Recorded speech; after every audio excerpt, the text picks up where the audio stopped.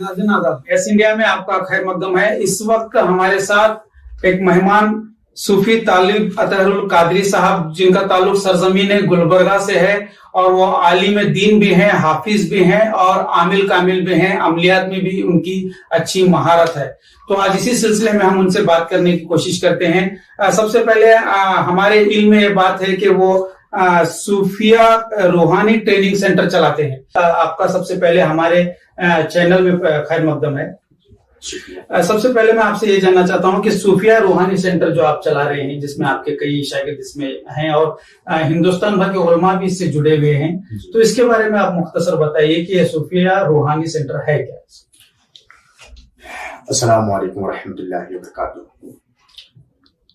सबसे पहले मैं ये आपको बताता चलूं कि हिंदुस्तान ही नहीं बल्कि दुनिया भर में बहुत सारे लोग अमलियात करते हैं और अमलियात के मैदान में अपने अपने तौर पर अपने अपने अंदाज में लोगों की खिदमत कर रहे हैं। अफसोस के आमिल तो हैं लेकिन आरिफ नहीं है। बहुत सारे अमल और इल्म बुजुर्गों से सीना बसीना हम तक पहुंचता है और हम अपनी कंजूसियत में इल्म को, अमल को, कुछ ऐसे मखसूस चीजों को कब्र में लेके तो चले जाते हैं, लेकिन अफसोस के हम दूसरों तक नहीं पहुंचाते हैं और इसमें हम निहायत ही बखालत से काम लेते हैं। कोई इतने फराख दिली के साथ और इतने जोशो जज्बात के साथ लोगों को सिखाना नहीं चाहता और लोगों को बताना नहीं चाहता। मैं इस बात को बड़ी ही शिद्दत से एहसास किया और इसी के पेश नजर हिंदुस्तान भर में सफर किया। उलमा की एक बड़ी तादाद हमसे जुड़ती गई और हमसे ये मुतालबा करी कि हुजूर आप इस बारे में कोई ठोस कदम उठाएं और मुझे अपनी शागिर्दियत में शामिल करें। अल्हम्दुलिल्लाह सुम्मा अल्हम्दुलिल्लाह, देखते ही देखते आज की तारीख में सूफिया रूहानी ट्रेनिंग सेंटर की में तकरीबन 450 से भी ज्यादा शागिर्द हैं, शायकीन हैं, जो जामिया अजहर मिस्र जैसे अजीम यूनिवर्सिटी से भी लोग ताल्लुक रखते हैं और इसी तरह से हिंदो पाक समेत दुनिया भर में जितने भी शायकीन हैं, अमलियात से जो शौक रखते हैं, अल्हम्दुलिल्लाह सुम्मा अल्हम्दुलिल्लाह एक बड़ी तादाद में जुड़ गए हैं। इसमें बड़ी एक तादाद मशाइख अज़ाम का भी है। तो बहरहाल सूफिया रूहानी ट्रेनिंग सेंटर के ज़ेरे निगरानी मैं अमलियात को मुकम्मल तौर पर लोगों तक पहुंचाना चाहता हूं इस प्लेटफॉर्म से और मेरी यही ख्वाहिश है, क्योंकि मैं ये देखता हूं कि अमलियात से धीरे धीरे लोगों का भरोसा और एतमाद खत्म होते जा रहा है।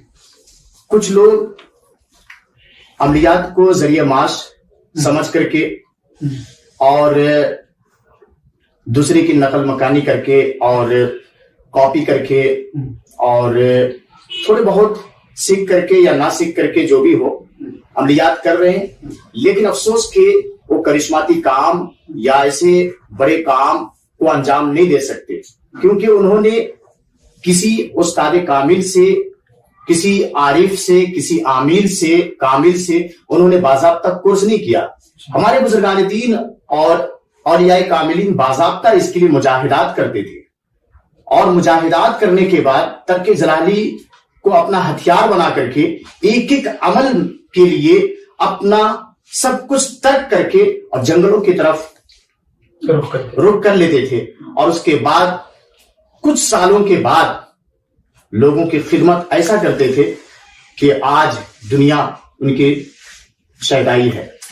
तो मैं भी यही कोशिश करता हूं और मेरा भी यही मकसद है कि सूफिया रूहानी ट्रेनिंग सेंटर के मातहत दुनिया भर में अच्छे लोगों को, दुनिया भर से अच्छे लोगों को यानी उलमाए कराम को, मशाइख अज़ाम को लाया जाए इस फील्ड में, और जो अमलियात के नाम पर जो धंधे कर रहे हैं, अमलियात के नाम पर जो लोग गलतकारियों में मुब्तला हैं, उनसे हमारी कौम मिल्लत का छुटकारा हो और अच्छे लोग जब इसमें आएंगे तो इंशाअल्लाह अज़ीज हमारी कौम और हमारी मिल्लत की अच्छी रहनुमाई اور رہبری ہو سکتی ہے۔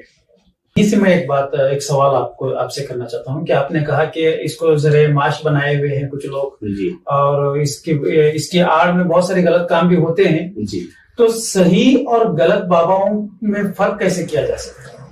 یہ بڑا نازک سوال ہے کہ صحیح عاملین کون ہیں اور اچھے عامل کون ہیں۔ جی، سب سے اہم بات تو یہ ہے کہ قوم کو سمجھ میں آتا ہے کہ اچھے کون ہیں اور برے کون ہیں۔ جی، سب سے پہلا یہ آپ کو بتاتا چلوں کہ جو عالم کے ساتھ ساتھ عامل ہو یا نیک اور پرہیزگار ہو، جی، پنجگانہ نماز کا پابند ہو، شریعت مطہرہ پہ عمل کرتا ہو اور اس کے بعد روحانیات پر دسترس رکھتا ہو، وہی صحیح عامل ہے اور اسی سے ہماری قوم کچھ فائدہ حاصل کر سکتی ہے۔ ورنہ اس کے علاوہ کہیں بھی آپ جائیں گے، چاہے وہ جتنی بھی پاور والا ہو، طاقت والا ہو، چاہے وہ جتنے بھی پہنچا ہوا ہو، لیکن ہمارا ان کے پاس جانا نہ صرف ہمارا ایمان خطرے میں ہوگا بلکہ ہماری پوری آخرت تباہ و برباد ہوں گے۔ یاد رکھے کہ جادوگروں کے پاس جانا،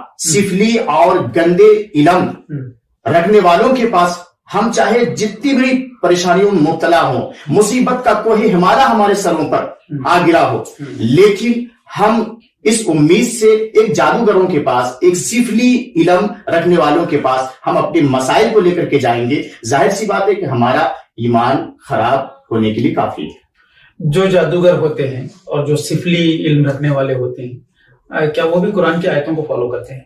قرآن کی آیتوں کا لیبل لگا کر کے البتہ ظاہری طور پر ان کو پہچاننا بڑی مشکل ترین کام ہے، لیکن ان کے انداز اور ان کے پڑھنے کے جو معاملات ہوتے ہیں وہ سمجھ میں آ جاتا کہ ان کے طریقہ کار کیا ہے۔ طریقہ کار سے سب معلوم ہو جاتے، واضح ہو جاتے کہ یہ سفلی علم سے تعلق رکھتے ہیں یا رحمانی علم، قرآنی علم سے تعلق رکھتے ہیں۔ یہ پیسہ اینٹنے کا ایک ذریعہ بنا۔ جی جی جی بالکل، بے شک۔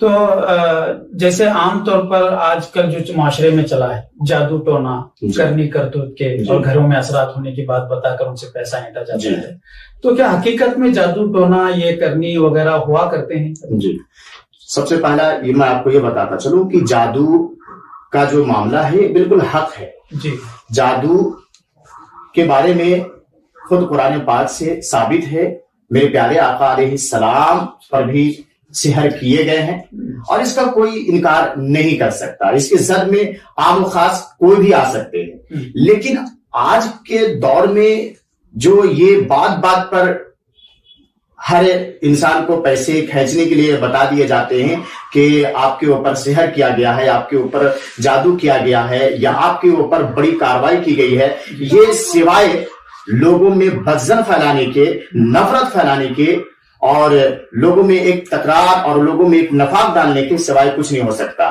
میرے پاس میرا ایک معمول ہے کہ جب بھی کوئی آتے ہیں میرے پاس، بڑی ہی احسن طریقے سے یہ بتانے کی کوشش کرتا ہوں کہ پیارے آپ کے پاس کچھ بھی ہو، آپ کی تکلیف کیا ہے پہلے آپ یہ بتائیں، اور ان کی تکلیف کو سننے کے بعد بڑی ہی سنجیدگی کے ساتھ ان کے مسائل کو حل کرنے کی کوشش کرتا ہوں۔ نہ یہ نہیں بتاتا ہوں کہ آپ کے اوپر سحر کیا گیا ہے یا جادو کیا گیا ہے یا آپ کے اوپر کارروائی کی گئی ہے، کیونکہ جو لوگ رہتے ہیں وہ صرف یہی اتنا ہی سوال کر کے چپ نہیں بیٹھتے ہیں بلکہ دوسرے سوال بھی کرتے ہیں کہ کس نے کیا۔ جی، اب جب کس نے کیا ہے تو یہ تو ہم صحیح ڈھنگ سے ایمانداری سے نہیں بتا سکتے۔ جی، تو یہ میں سمجھتا ہوں کہ سوائے بدظنی پھیلانے کے، نفرت پھیلانے کے، اس سے کچھ بھی حاصل نہیں ہوتا ہے، وہ غلط ہے۔ یہ ایک عام بات ہے کہ جو کہتے ہیں کہ گندا علم جہاں پر ہوتا ہے، گندے علم سے کروایا جاتا ہے، کرنی کرتوت کے اثرات ہوتے ہیں، تو اس کے توڑنے کے لیے گندا علم ہی ضروری ہوتا ہے، ایسا کہا جاتا ہے، کیا یہ صحیح ہے؟ میں آپ کو یہ بھی بتاتا چلوں کہ یہ لوگوں کا یہ غلط خیال ہے اور غلط سوچ ہے کہ جادو کا توڑ جادو سے ہی کیا جا سکتا ہے۔ جی، لیکن ایسا نہیں ہے۔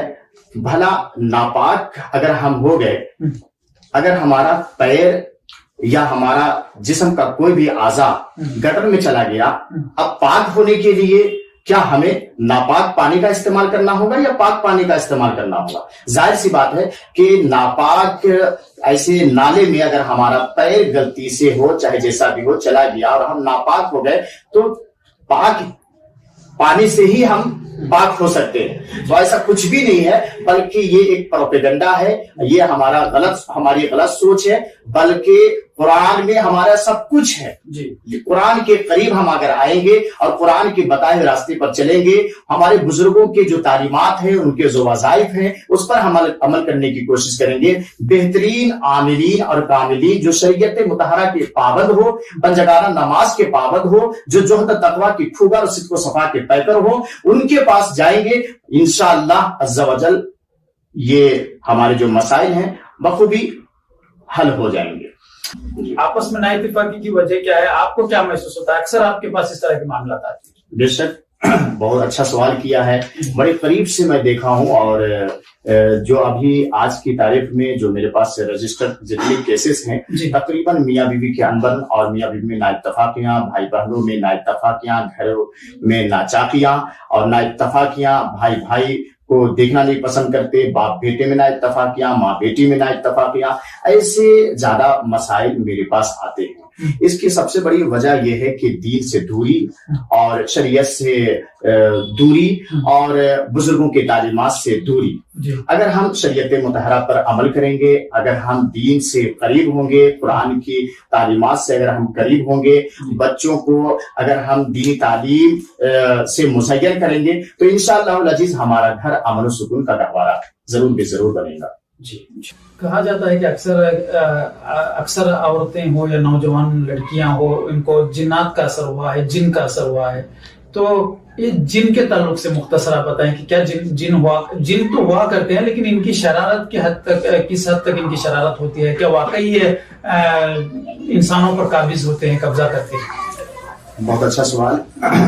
دیکھیں، جن کا وجود قرآن پاک سے ثابت ہے. وما خلقت الجن والانس الا لیعبدون. اللہ نے جن کو بھی انسان کی طرح پیدا کیا ہے، یعنی کہ اللہ تعالیٰ نے انسان کے ساتھ ساتھ جن کو بھی پیدا کیا ہے. وما خلقت الجن والانس الا لیعبدون. میں نے جن اور انسان کو عبادت کے لیے پیدا کیا. اس سے یہ واضح ہو گیا کہ اللہ تعالیٰ نے جن کو بھی پیدا کیا ہے. اب جن کا اثر ہونا، تو دیکھیے اثرات بہت قسم کے ہیں. جن الگ ہے، بھوت الگ ہے، شیطان الگ ہے، چڑیل الگ ہے، کالی چڑیل الگ ہے، ام صبیان الگ ہے، دیو الگ ہے، پری الگ ہے، عفریت الگ ہے، سندونی الگ ہے، مسان الگ ہے، ڈائن الگ ہے، اوجھا الگ ہے، شیخ سدو الگ ہے، پھاناوتی الگ ہے. اثرات بد، ارواح خبیثہ، یہ الگ الگ ہیں. معقود سے معقود، اثرات بد، ارواح خبیثہ، یہ ہمزاد، یہ جتنی بھی اقسام کی چیزیں جو میں نے آپ کو بتایا، اس میں سے کوئی بھی چیز ہماری ماں بہنوں پر، بیٹیوں پر اثر ہو جاتا تو ہم یہ فوراً جن کو ہی بدنام کر دیتے، یا شیطان کو، یا ہماری زبان میں عام طور پر جو کچھ بھی آیا فوراً بتا دیتے ہیں. اور عاملین اور کاملین جو علاج کرنے میں مہارت رکھتے ہیں، اتنے سارے ڈیٹیلز نہ جانتے ہوئے، اتنی ڈپ میں تشخیص نہیں کر پانے کی وجہ سے، وہ بھی عام طور پر جو عوامی زبان میں جو مشہور ہے، وہی بھوت، وہی شیطان یا پھر وہی جن ہے بول کے واضح کر دیتے ہیں. اور کچھ ایسے بھی کیسز ہوتے ہیں جیسے مال خوریا کی بیماری ہو، یا پھر ایسے ڈپریشن میں کچھ ایسے بھی مرض ہے جسے ہر حساب سے، ہر اعتبار سے، ہر نقطے نظر سے یہ دیکھنے کی کوشش کیا کہ آخر ان کے اندر ہے کیا. اثرات بھی کئی اقسام کے ہوتے ہیں، سینکڑوں اقسام کے اثرات ہوتے ہیں. تو ان کو آخر ہوا کیا، ہر زاویے سے دیکھنے کے بعد کہیں سے جب یہ پتہ نہیں چلتا تو ان کو ہر حساب سے یہی معلوم ہوتا ہے کہ ان کو جسمانی مرض ہے. اور ایسے کئی، یہ بات بھی میں سرخم تسلیم کرتا ہوں کہ بہت سارے ایسے مرض ہیں جو جن کا تعلق کسی بھی اثرات بد سے نہیں ہے، لیکن عوام سب سے پہلے ایسے جالساز عاملین کے پاس جا کر کے اور اپنے محنت کی کمائی وہاں پہ بہاتے ہیں پانی کی طرح. اور اس کے بعد جب وہاں سے ناکام ہو جاتے ہیں، ناکامی کی وجہ سے پھر کسی اچھے ڈاکٹر کے پاس اور حکیم کے پاس یا پھر کسی طبیب کے پاس جاتے ہیں تو مکمل علاج بھی ہوتا ہے. اور کچھ ایسے بھی ہیں جو واقعی اثرات بد ہوں. میں نے بڑی ہی وضاحت سے اور فراخ دلی سے جو میرے کیلنڈر 2021 کے شائع ہوئے ہیں، میں اس میں عام طور پر جو عام انسان بھی استفادہ حاصل کر سکے، اس کے لیے مرض کو کیسے تشخیص کیا جاتا ہے وہ بڑی ہی فراخ دلی کے ساتھ میں نے واضح کیا ہے. ہر کوئی اس سے استفادہ حاصل کر سکتا ہے. یہ بالکل اہم چیز ہے. ایک ڈاکٹر کے لیے جس طرح سے ڈائگنوس ضروری ہے، آپ کے لیے بھی تشخیص ضروری ہے کہ جب تک آپ کو بیماری کا اندازہ نہیں ہوگا علاج بھی نہیں کیا جا سکتا، اور یہ آپ جیسے ماہرین ہی کر سکتے ہیں. تو آپ نے ایک چیلنج کیا ہے. آپ کا آج کل اشتہار گردش کر رہا ہے، سوشل میڈیا پر وائرل ہو رہا ہے، مساجد کے سامنے لگایا. آپ نے ایک کھلا چیلنج کیا ہے کہ سانپ، بچھو یا دیگر زہریلے جانور یا کیڑے کے کاٹنے کے دوران 3 گھنٹے کے اندر اگر آپ سے رابطہ کیا جائے فون پر تو آپ فون پر ہی علاج کریں گے. یہ آپ کا چیلنج ہے. اگر علاج نہیں ہوتا اس دوران، اگر اس شخص کی موت ہوتی ہے تو آپ نے 1 لاکھ روپے کا انعام بھی رکھا ہے اس پر. اتنا بڑا چیلنج آپ کس حد کیسے کر سکتے ہیں؟ دیکھیے، اپنے اپنے عقیدہ اور ایمان کی بات ہے، اپنے اپنے توکل کی بات ہے، بھروسے کی بات ہے. اللہ تعالیٰ کے کلام پر اور قرآن مجید کی تلاوت، قرآن مجید کی آیتوں پر مجھے بے حد بھروسہ ہے، اعتماد ہے، ایمان و یقین ہے کہ قرآن کی آیت کو اگر ہم آج بھی آزمائیں تو بے شک قرآن میں جتنی پاور ہے، جتنی طاقت ہے، جتنی تاثیر ہے، دنیا کی کسی بھی کتاب میں نہیں ہے. آپ کو میں بتاتا چلوں، بالکل میں اس بات کو مانتا ہوں اور میں چیلنج دوبارہ کرتا ہوں. بہت سارے علماء کرام نے اسے غلط کہا کہ آپ جو چیلنج کرتے ہیں یہ ذرا الفاظ بڑے ہی سخت ہیں، لہذا چیلنج کے الفاظ کو ذرا سا سائلنٹ کر لے. میں دوبارہ بولتا ہوں کہ یہ اپنے اپنے ایمان کی بات ہے. مجھے اپنے رب پر کامل یقین اور اعتماد ہے. مجھے یہ قرآن مجید کی آیتوں پر ایمان ہے کہ اگر ہم قرآن کی آیتوں کو پڑھیں گے تو ضرور بھی ضرور ان کو شفا ملیں گی، زہر اترے گا. بالکل میرا یہ چیلنج ہے کہ سانپ، بچھو، کیڑے مکوڑے، پاگل کتے یا زہریلی کوئی بھی جانور، کوئی بھی درندے اگر آپ کو کاٹ لے یا ڈس لے تو اس کے زہر کو میں ہندوستان ہی نہیں بلکہ دنیا کے کسی بھی کونے سے کوئی بھی انسان اگر مجھ سے رابطہ کیا، سمپرک کیا، نہ صرف مسلمان بلکہ کسی بھی دھرم کا، کسی بھی مذہب کا انسان ہو، زہر سے بلک رہا، تڑپ رہا تو میرے سے وہ استفادہ لے سکتے ہیں. وہ فون کریں اور فون کرنے کے بعد محض 2 منٹ بھی نہیں لگتے بلکہ صرف 1 منٹ، بلکہ میں کہوں گا کہ لا الہ الا انت سبحانک انی کنت من الظالمین. یہ تو 30 سیکنڈ 15 سیکنڈ بھی نہیں لگ رہا، بس صرف 15 سیکنڈ کی دعا ہے. وہ دعا ہم یہاں سے پڑھیں گے اور پڑھنے کے بعد وہ بھی بذریعے فون پر دعا پڑھنے کے بعد انشاءاللہ عز و جل ان کو چاہے جتنے بھی خطرناک سانپ کاٹے گا یا بچھو کاٹا ہوا رہے گا یا تو پھر کوئی بھی پاگل کتے ہو یا زہریلے جانور کوئی بھی کاٹ لے یا ڈس لے، میں اسی آیت کے ذریعے سے میں چیلنج دیتا ہوں کہ میں اس زہر کو ختم کروں گا. اور یاد رکھیے کہ قرآن پڑھنا اور سننا دونوں ثواب ہے، بلکہ قرآن پڑھنا ثواب ہے اور قرآن سننا افضل ہے.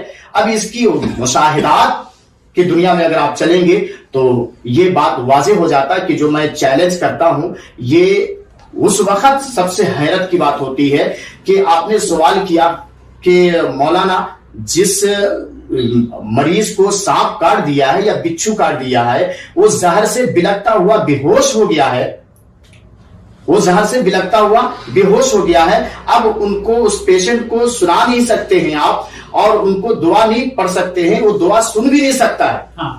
یہ سب سے اہم سوال ہے کہ جو دعا نہیں سن سکتے ہیں، جو دعا کسی بھی صورت میں نہیں سن سکتے، وہ بے ہوش ہو گئے ہیں. اللہ کے کلام کا معجزہ دیکھیے کہ میں یہاں سے دعا پڑھوں گا اور وہ دعا پڑھنے کے بعد ان کو شفا مل جائیں گی. یہ بات واضح ہو گیا اور یہ عام بات ہے. لیکن حیرت کی بات جب ہے کہ آپ نے سوال کیا کہ جس کو سانپ کاٹا ہے وہ بے ہوش ہو گئے ہیں، وہ دعا نہیں سن سکتے. میں نے کہا ٹھیک ہے، کوئی بات نہیں ہے، آپ اس کے بدلے میں عوض میں آپ سن لیجئے اور سننے کے بعد آپ کی زبان میں، آپ کی لعاب میں، آپ کے تھوک میں اللہ تعالیٰ ایسی طاقت اور تاثیر عطا کر دے گا کہ آپ اپنا تھوک، آپ اپنا لعاب نکال کر کے اور اس مریض کو لگا دیں گے تو انشاءاللہ العزیز فوراً وہ مریض کا زہر اتر جائے گا. اگر نہیں اترا تو وہی چیلنج جو میں نے آپ کو پہلے ہی بتایا. تو اس چیلنج کے بعد آپ کو فون آئے بھی کئی ایسے فون آتے ہیں لیکن الحمدللہ ویسی نوبت نہیں آئی اور اس کے لیے میں تیار ہوں. چیلنج کوئی چپی سے نہیں کرتا، کوئی خواہ مخواہ چیلنج نہیں کرتا، اس کے لیے تیار ہوں. اور اس میں کون سی بڑی بات ہے؟ چیلنج جب میں کیا ہوں، اگر اللہ نہ کرے کسی کے ساتھ ایسا ہو اور اگر میرے 3 گھنٹے سانپ کاٹنے کے 3 گھنٹے کے اندر مجھ سے رابطہ کیا، سمپرک کیا، کانٹیکٹ کیا اور 3 گھنٹے کے اندر ہماری دعا پڑھنے کے بعد یا سننے کے بعد بھی وہ انسان دنیا سے چلا گیا یا اس کا انتقال ہو جاتا ہے تو ایسے صورت میں ہم اسے 1 لاکھ روپے اس کے وارثین کو دیں گے. بہت بڑا دعویٰ ہے. اور آپ نے جیسے کہا کہ آپ کو قرآن کی آیتوں پر، اللہ کے کلام پر بھروسہ ہے. بے شک اللہ یقیناً ہو سکتا ہے اور آنے والے دنوں میں آپ سے یہ فائدہ بھی لیں گے لوگ. آپ مختصراً آپ کے اپنے کارن، کیونکہ آپ آج کل آپ کے پاس بہت سارے پریشان حال لوگ آتے ہیں، تو آپ کی جو مطلب ایسے کیسز جہاں پر کہیں بھی حل نہیں اسے آپ نے کیے، اس کے تعلق سے کچھ بتائیے کہ کن کن طرح سے آپ نے علاج کیا ہے. عملیات میں عام طور پہ لوگ عملیات کے عام طور پر لوگ عاملین کے پاس کب جاتے ہیں؟ جب جن، بھوت، سایہ سپٹا اس قسم کا اثرات بد کے جو لوگ شکار ہوتے ہیں، زد میں آتے ہیں تو بھی جاتے ہیں. اور جسمانی مرض کے حوالے سے، جسمانی مرض کو لے کر کے ڈاکٹر کے پاس دواخانہ میں یا ہاسپٹل میں، ہسپتالوں میں جاتے ہیں. لیکن میں دنیا کو یہ بتانے کی کوشش کیا ہوں اب تک کہ یہ 16-17 سالوں کے درمیان میں کہ قرآن کی آیات نہ صرف بھوت، شیطان، جن جنات بھگانے کے لیے ہے بلکہ ہر مرض میں شفا پہنچاتی ہے اور شفاء کاملہ کے لیے کافی ہے. کئی ایسے دیکھے ہوں گے آپ نے میرے ویڈیوز، آپ دیکھیں صوفی طالب اطہر القادری نام سے آپ سرچ کریں، میرے نام کو سرچ کریں اور نمایاں طور پہ وہاں پہ نظر آئیں گے. اور بھی بہت سارے جگہوں پہ میرے ویڈیوز دیکھے ہوں گے کہ برین ٹیومر جیسے خطرناک بیماریاں اللہ کے فضل و کرم سے صحیح ہوئے. ایک ویڈیو بھی بہت وائرل ہو رہا ہے. جی بالکل. ایسے بہت سارے ایسے درجنوں ویڈیوز ہیں جو میں یہ بتانے کی کوشش کیا ہوں کہ اللہ کا کلام نہ صرف بھوت، شیطان، جن جنات بھگانے کے لیے بلکہ وہاں پہ کام کرتا جہاں پہ دنیا کا ہر طبیب اور ہر حکیم اور ہر ڈاکٹر جب لا علاج ثابت کر دیتے ہیں اور جب ہر ڈاکٹر سے جب ان کو مایوسی ہو جاتی ہے وہاں پہ اللہ کا کلام سے ان کو استفادہ ملتا، کامیابی ملتی ہے. جی. بیلگام آنے کے بعد بیلگام کا ماحول، بیلگام کی فضا آپ کو کیسی لگی؟ ماشاء اللہ، سبحان اللہ، الحمدللہ. یہ سوال کرتے ہیں میرا دل باغ ہو گیا اور مسرور ہوا. کل صبح پہنچنا ہوا بڑی ہی پرتپاک انداز میں اور بڑی ہی گرمجوشی کے ساتھ میرا خیر مقدم کیا گیا اور وہاں سے ریسیو کر کے لاج میں رکھے اور اس کے بعد کھانے پینے کے جو معاملات تھے اور ہمارے ساتھ جو لوگوں کے برتاؤ اور سلوک تھے، الحمدللہ میں کافی متاثر ہوا.